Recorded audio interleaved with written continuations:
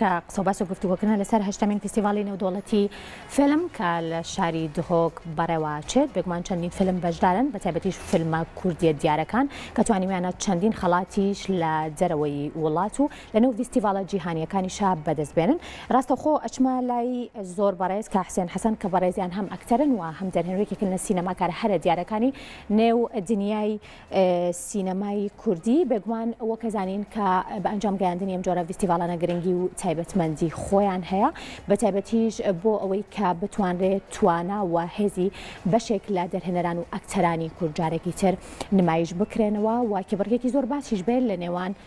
فیلمەکانە بۆ ئەوەی کە ببنە خاوەنی خەڵات لە نێو چوارچەوەی جوگرافیای وڵاتی خۆیان کە ئەویش کوردستانە بە خۆشحاڵیەوە ماوەی ئەم چەند ساڵی ڕابردوو چەندین فیلمی زۆر تایبەت و ناوازە بێگومان بەرهەم هێنراون و توانیویانە لە نێو هەرێمی کوردستانە جارێکی تر نمایش بکرێن و بڵێن خەڵکانێکی زۆر بیبینن جگە ئەوەی بەشێک لەو بەرهەمانە یاخود ئەو فیلمە سینەمایانە و لەگەڵ کاستی فیلمەکانیشا جارێکی تر توانیویانە کە بەشدار بن لە نێو فستیڤاڵە جیهانیە سینەمایەکانە ئەمەش بە بڵێن گرنگی و تایبەتمەندی خۆی هەیە بۆ نێو هەرێمی کوردستان و بەتایبەتیش بۆ سینەمای کوردی. ڕاستە خۆشمە لای زۆر بەڕێز کە حسێن حەسەن کە بەڕێزیان ئەکتەر و دەرهێنەر و ئێستا ڕاستەوخۆ لەگەڵ کە حسێن سڵاوت لێ بێ وارز باش بێ. ئێوارەتان باش سڵاو و ڕێز بۆتان. زۆر سوپاس بۆ تۆ کە حسێن ئەگەر باسێک لە هەشتمین فستیڤاڵی نێودەوڵەتی فیلمی دهۆک بکەین بزانم ئەمساڵ چۆن بەڕێوە چوو و دەستپێکیش چۆن بوو؟ یعنی تا ئێستا ئەوەی من دەیبینم کە مەسەڵەن ببورێش ینی خۆشترین ڕۆژ لای من ئەم فەستیڤاڵەیە بەڕاستی تا ئێستا ینی هەموو شتێک باش بەڕێوە چووە تەنیا ئەوەی من ینی بیری لێ یەکەم ئەزانم چەند کێشەیەک هەیە ئەوش لە دەربارەی فیلم لەبەر چونکە ساڵی ڕابردوو ئەم مەسەلەی کۆرونا و ئەوانە هەبوو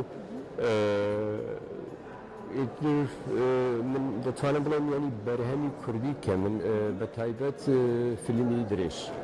باشە کە حسێن ئەوەی کە بەڕێستان بێگومان هەمووکو ئەکتەر هەمووکو دەرهێنەریش کارتان لەسەر بەرهەمێنانی فیلمی سینەمایی کردوتەوە بە ئەنجامگەاندنی فستیڤاڵی لەم شێوەیە لە ئێستا تا چەند گرنگە بۆ ئێوەی سینەماکاران و هاندانە بۆ ئێوە بۆ کارکردنتان بۆ داهاتوو؟ بەڵێ عین وایە زایید چۆن خۆت باشتر لە من لەوانە بزانی مەسەلەی فیلم و سینەما لە کوردستان زۆر ئەوەیە ینی لە ئاستێکی بەرزانیە ئەویش مەبەستم ئەوەیە چونکە ئێمە سینەمامان نیە ینی فیلم لە سینەما عرض بکرێ بەرهەم زۆر کەمە تەنیا ینی ئەم فەستیڤاڵە زیاتر ئێستا ینی ڕێگایەک دروستەکە بۆ ئەوەی خەڵک بزانن مەسەرەن فیلمی کوردی هەیە و حتا فیلمەکانی تریشی ینی ئەوش شتێکی ترێکە پەیوەندی دروستە بناوبینی بڵێن دەرهێنەری کورد و کوردستان و دەرەوەی کوردستان ئەمە شتێکی زۆر باشە بەڵام فەستیڤاڵ گرنگی بەلای من ئەوەیە کە زیاتر ئێستا مەسەرەن ئەو خەڵکانەی کە ناچن بوو سینەما هەر چەندە زۆر کەمیشە چکۆ یەک ساڵ یەک جارە بەس دەتوانین بڵێن وەکو ڕێگایەکەی ترکە خەڵک فێر ببن و لە داهاتووە ئەگەر فیلم لە سینەماش عرضکردن خەڵک چێ کە حسێن فستیڤاڵی لەم شێوەیە تا چەند دەسەخاتە سەر برینەکانی سینەماکاران و تا چەند گفتوگۆی کراوەی تیا ئەبێت بۆ ئەوەی کە بتوانن پاڵپشتی سینەماکاران بن و ئەو گرفتانی کە ئێوە چەندین ساڵە هەتانە بتوان لە فستیڤاڵێکی لەو شێوەیە بیخەنە ڕوو بۆ ئەوەی لە ئایندە کاری لەسەر بکرێت و پاڵپشتی بۆ ئێوە دروست بکرێت. گرفتەکان ینی بەردەوا من گرفتی گەورەش ئەوەیە کە بەرهەم کەمە بەڕاستی بەڵام ئەمە بابەتی کترە بابەتی هەری گرنگ ئەوەیە کە مەسەرەن لە فەستیڤاڵ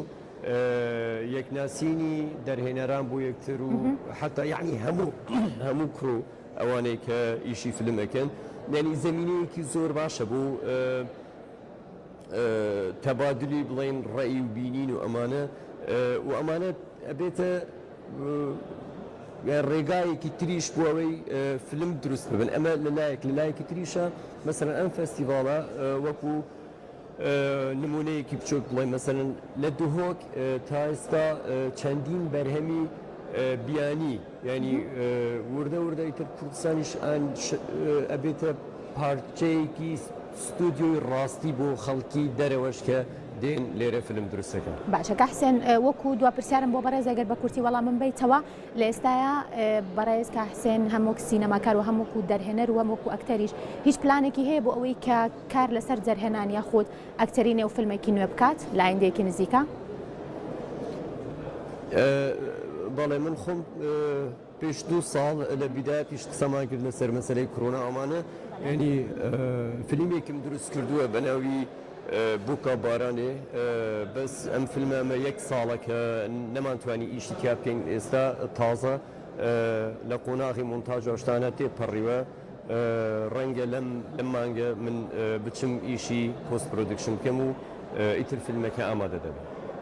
بەڵێ زۆر سوپاس بۆ بەڕێز حسێن حەسەن ئەکتەر و جەرهێنەری سینەما سوپاس کە لەم بەشێ پرۆگرام لەگەڵم بووی.